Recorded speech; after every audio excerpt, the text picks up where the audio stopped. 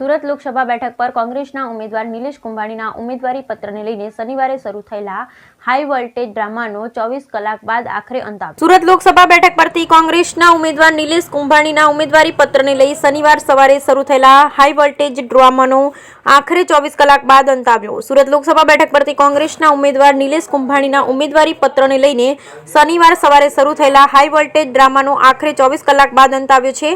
શનિવારે ઉમેદવારી પત્રોની ચકાસણી સાથે ડ્રામા શરૂ થયો હતો। ભાજપના ઉમેદવાર મુકેશ દલાલની ચૂંટણી એજન્ટ દિનેશ જોધાણીએ કુંભાણીના ઉમેદવારી પત્રો અંગે વાંધો ઉઠાવ્યો હતો। તેમણે કહ્યું હતું કુંભાણીના નામાંકન પત્રમાં પ્રસ્તાવકોની સહીઓ નકલી હતી, જેના પર ચૂંટણી અધિકારી હિમાયતીઓને નોટિસ પાઠવી હાજર થવા જણાવ્યું હતું। જ્યારે ત્રણેય સમર્થકો હાજર થયા ત્યારે તેઓએ સોગંદનામું રજૂ કર્યું અને જણાવ્યું કે સહીઓ તેમની નથી। આ પછી ચૂંટણી અધિકારી કુંભાણીનો સો કોઝ નોટિસ આપી હતી અને સુનાવણી 4 વાગે નક્કી કરી, પરંતુ જ્યારે કુંભાણી અને કોંગ્રેસના નેતાઓ કલેક્ટર કચેરી પહોંચ્યા ત્યારે હોબાળો શરૂ થયો હતો। ब्यूरो रिपोर्ट सुनील गांजावाला सूरत। મને જ્યાં સુધી ચોખ્ખો નોટિસ ન મળે ત્યાં સુધી મને કોઈ ઓબ્જેક્શન લેવાનો અધિકાર નથી। મને ચોખ્ખો નોટિસ 1 વાગે મળી,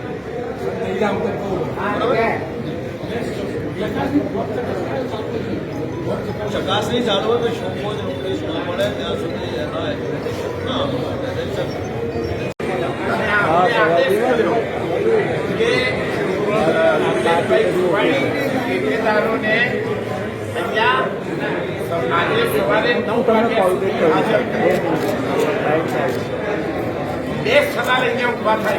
એમાં જે અમારી ખરેખર જે દલીલો હતી એ દલીલનો કોઈ જગ્યાએ ખાલી દલીલો અમે કરી છે એટલો જ ઉલ્લેખ છે, પણ એ દલીલનો એક પણ જવાબ ઓર્ડર્સમાં નથી।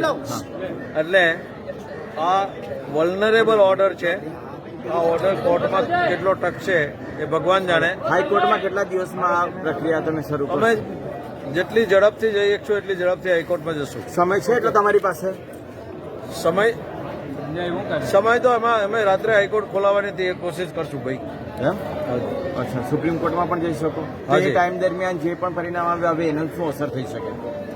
ચૂંટણી કાં તો બે ઇલેક્શન ન થાય, કાં તો ઇલેક્શન છે એને મુલતવી રાખવામાં આવે, અથવા તો અમે અમારું ફોર્મ સ્વીકારીને અમને ચૂંટણી લડવા દેવાની પરવાનગી આપવામાં આવે।